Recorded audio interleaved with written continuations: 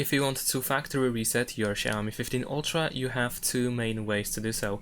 The first method is by simply going to settings, then over here you can choose about phone, and if you scroll down you will find factory reset option. Here you have the summary of everything that will be removed, so pretty much everything. Make sure to make a backup before you decide to perform the factory reset so that you don't lose necessary files that you want to keep.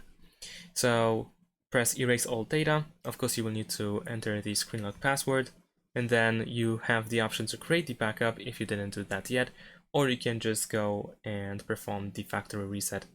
And this is done by using settings. There's also one more way, and that is by using the recovery mode, and this is especially useful if you, for example, forgot the screen lock password. So first we need to turn off our phone, so press power button and volume up at the same time, and then swipe up to power off. After that, press and hold the power button and volume up button until you see the Xiaomi logo.